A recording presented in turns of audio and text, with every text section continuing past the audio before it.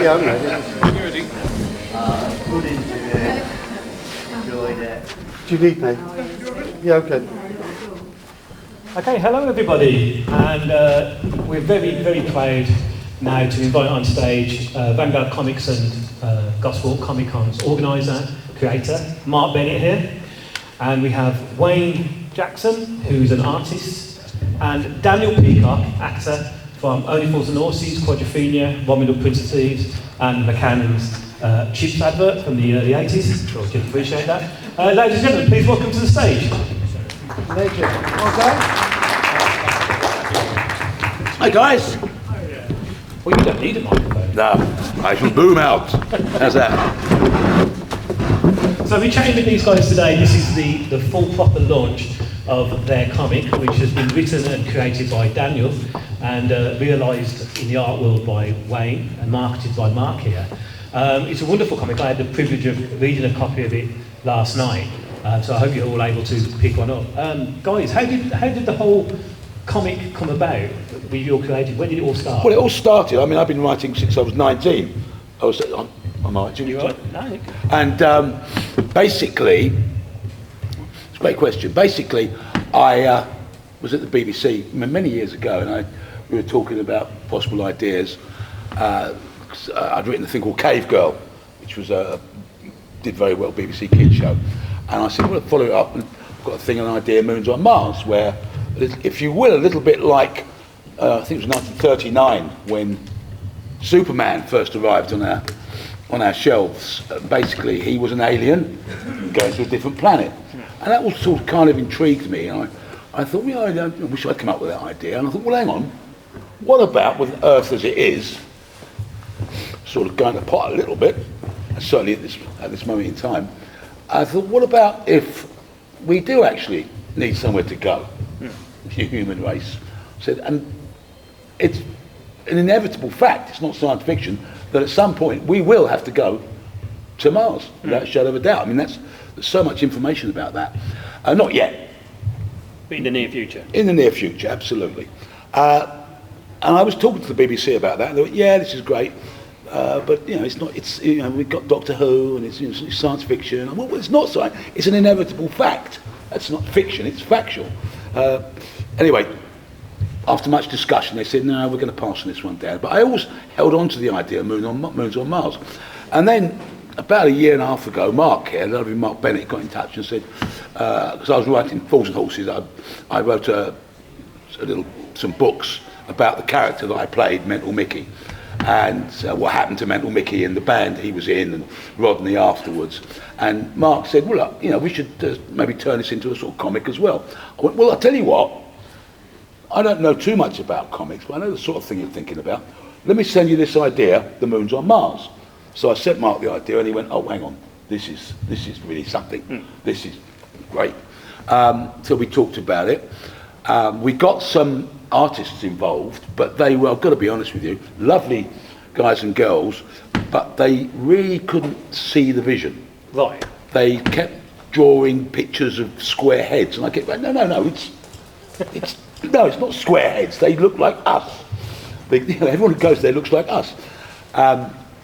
So Mark met up with the wonderful Wayne here, Jacko, and Jacko then said, I can illustrate this, I can do something here. Came back with some visuals, and me and Mark went, yeah, this is it. This is what we've been talking about. So the three of us got together, talked about the storylines, what the possible for issue after issue, and eventually I went away, took my old ideas from Moons on Mars, took some of those, applied it to a comic, if you will, rather than a script, and Bob's your uncle, there we are.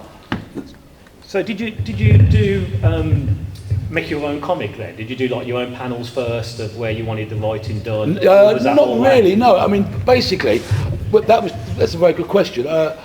Jacko would say, and Mark's experience of comics is unsurpassed, dare I say. It's very much his suppose. And I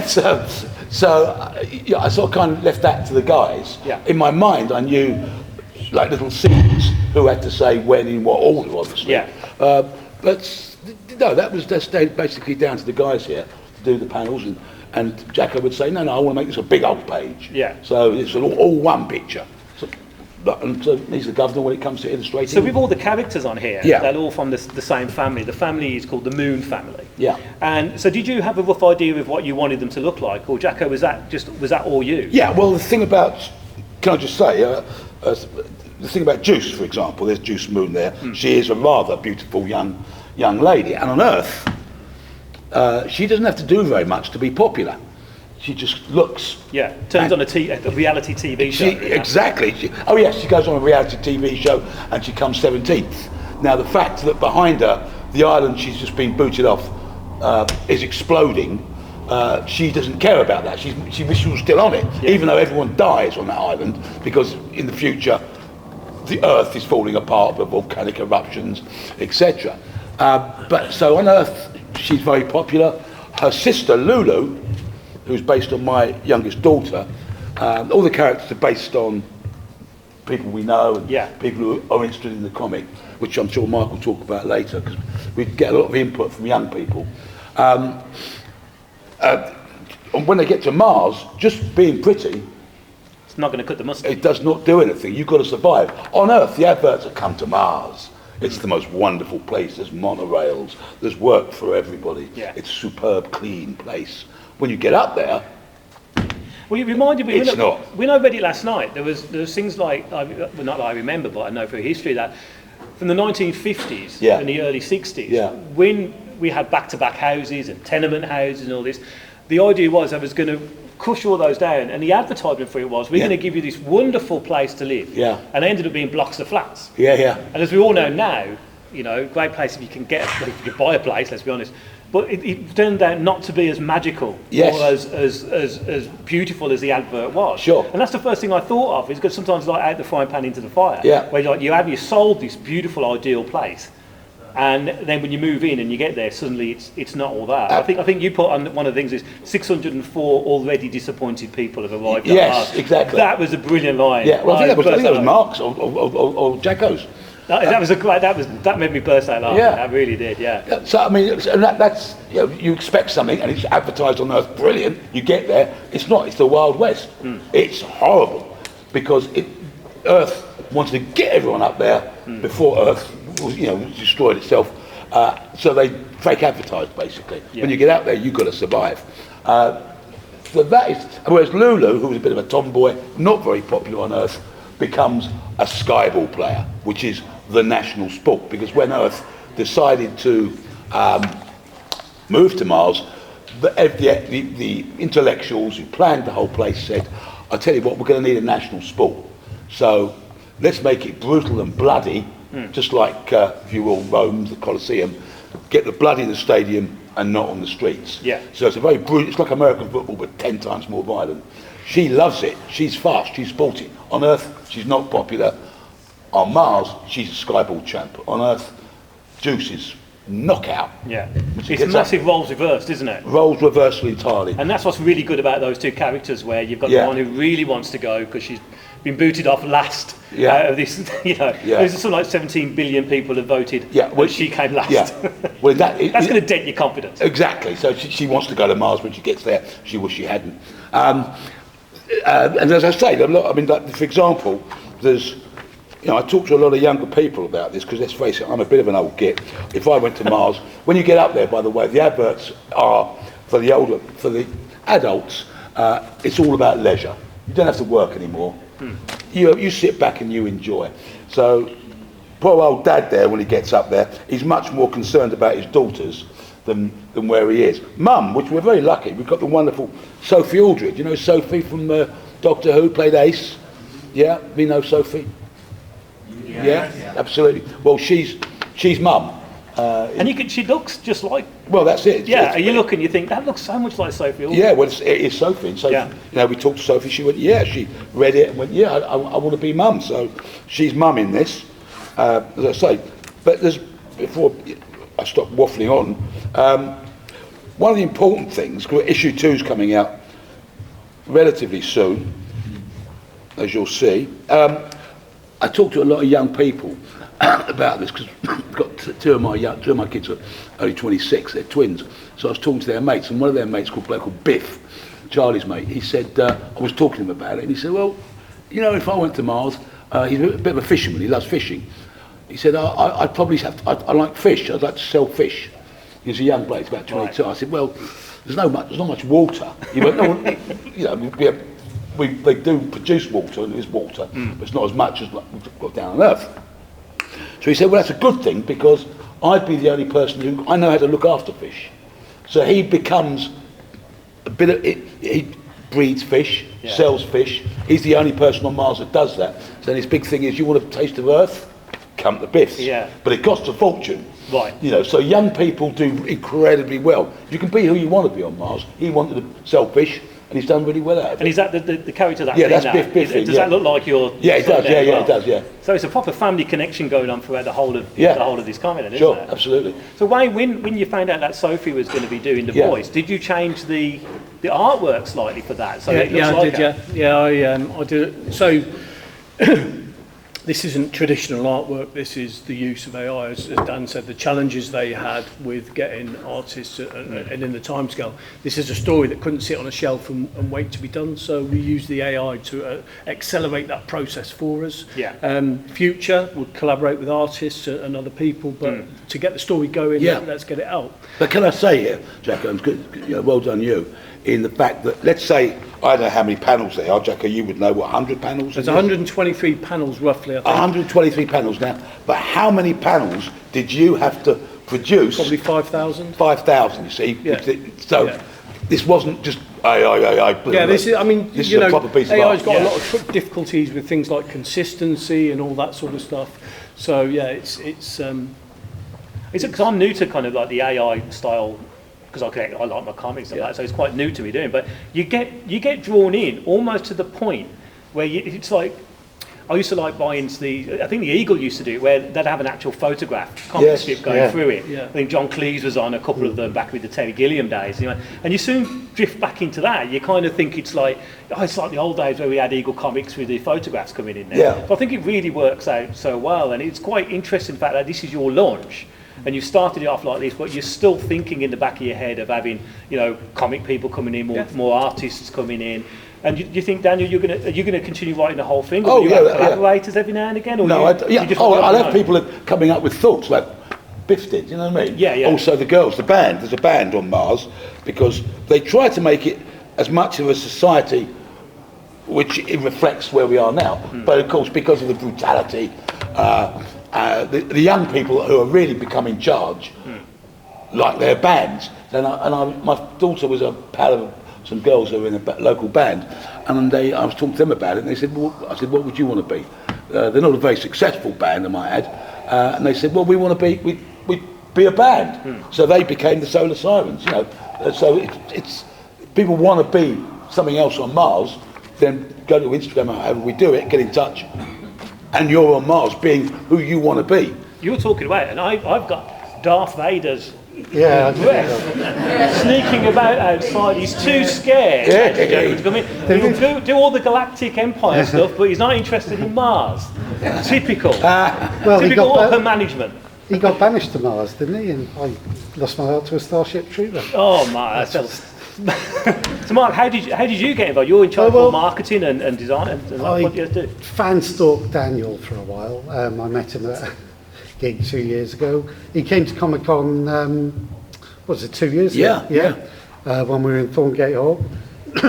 Sophie was there as well, and we got talking, and this is how it came about. And as Daniel said, we tried working with artists left, right, and centre, but we just couldn't get anybody on board, or they just didn't see our vision. And we would have loved to have done it, but the one thing I will say about this comic is it's totally produced in Gosport. It's printed in Gosport, it's sold in Gosport, it's developed in Gosport, and it was a total sliding doors moment when Wayne and I had the discussion about it, because I had no idea when I met Jacko that he was an AI expert. And next time I saw him, he said, we had a chat, and did we? He's like, I've done this, and it's just brilliant. And that's how it all came about. But Yeah, it's a pleasure to work with Daniel and Jack. It absolutely is. And you've got a stall in the big Yeah, we room, have. and can you buy the comics Yeah, from the there? comics Can you on sign up sale to there. subscribe or anything? Yeah, you can subscribe, you can come on board, you can do whatever. You can buy today's issue, you can buy mugs, and you can order the next issue. And can you get it signed? That's the most thing. You It's betcha. signed. We're here. Brilliant. Well, everyone, if you want to go next door and pick up this brilliant card, it's absolutely wonderful. I really Thank enjoyed you, it last Simon. night. And I'm going to get mine, so that's mine's at home, but I'll get mine signed.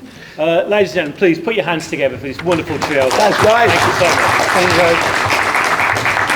Thank you, everyone. Can I just say, is there any questions? Oh, yeah. Any questions at all? Someone's got to have a question. How am I so good looking? Oh. Well, So over the last few years, there's been quite a lot of talk about from NASA and getting to Mars. Yeah. Did that add any? very much so. Very much so. Because I did research, and I've never been a great researcher, to be honest with you, regarding certain things. But I thought it's important to look up. Now, I'll give you a really good example of that. It's lovely you asked that. Breathing on Mars, right? Now, I could go up to Mars now, right? And I could have a breathing apparatus implant, and I'd be able to breathe.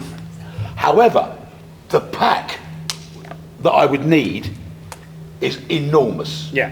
And I would only be there the last 10 minutes. And I'd have to have this massive pack of breathing stuff on my back. Now I'm just thinking, if you think about mobile phones when they first came out, not that long ago really, great big suitcase, wasn't it? You know what I mean? Big old brick. Remember, before the brick, Yeah. it was just, I remember, it was just, people on set, directors looked very impressive. They'd have their assistant with a suitcase behind them. Yeah. They open it up and he'd have a phone. So, and that was the first mobile, because it was mobile. Then the bricks came in. But you think of the size of that. You think of the size now of a mobile, not that many years later, you can do it in a watch, can't you? Yeah. So, the implant will get, without a shadow of a doubt, tiny. You punch them, put them in your lung, you're good to go. If you're old, like me, you might not survive very long. However, if you're a young person, hence young people on Mars are doing incredibly well. So the point being, to answer your question, yeah, that's an actual fact that that will happen. So yes, I think someone, and these are experts, I'm not just going through some YouTubey people, these are scientific experts who say yes, and it is actually our closest, unless they discover a new something or other in the next 100 years, Mars is the only place we can go. If you look at the launch, they haven't launched yet, have they? They're new guys, that new one. No. It's in a day or so, is it? Yeah. Artemis. Now that is, as they say, they're going round because they want to put a place on the moon as a staging post to go to Mars. Me and Peter talked about that on the way up here, because Peter's a big NASA fan and Yeah. he loves all that kind of stuff. And how that is this is going to be the furthest that man has ever travelled, Pete? Yes, because they go around the back, aren't they? Yeah. Yeah. And that's a great advance, isn't it? Really, when that going that far, and Yeah. you see it, and the moon, and the next thing would be Mars. Yeah, they've got to put a base on it, and then That's the where next they're place going we to move. It's going to happen. We might not all be here. Let's find a young face. Oh, they're all young faces. You send them all out scared now, Dan. So, yeah, but well, as I say, there's Sophie there. She's no longer quite the spring chicken she once was. She has a good time on Mars, as you will see. I think the key is as well that anyone can, if you sign up to follow the comic and follow the socials, there'll be competitions and the chance to get yourself into those comics. Oh, wow. So that's we want to build a community. It's not about a comic. It's about a community and a culture of people buying into this philosophy. Yeah, I think that's a wonderful idea to do a competition where you can join it. I And mean, the band's got songs. It's got an album. Yeah. So Yeah. it's got live songs of them singing. It's about a big. It's not just a comic. This is about a community. and what's your social media tag for the Moon's on Mars. moons on Mars? All in one word. All in one word. Any other questions for anyone? Oh yeah. Yeah, as you say about the comic, about ideas, what about, there's a iconic place called the Face of Mars. Oh yeah, I know, yeah. What about turning that into like a nightclub or That's not bad, is it? That's a good one. or something to do with the Yeah, no, I like the face. It's good, isn't it? The face. Yeah, I know exactly what you mean. That's a really good idea. Yes, yeah. I mean, that's the sort of thing we're talking about. And that's the sort of collaboration you can have with Yeah. us. So if you've got ideas like that, you can tell us what you want and we can work on that. So you feel part of the comic as well. Yeah. Yeah.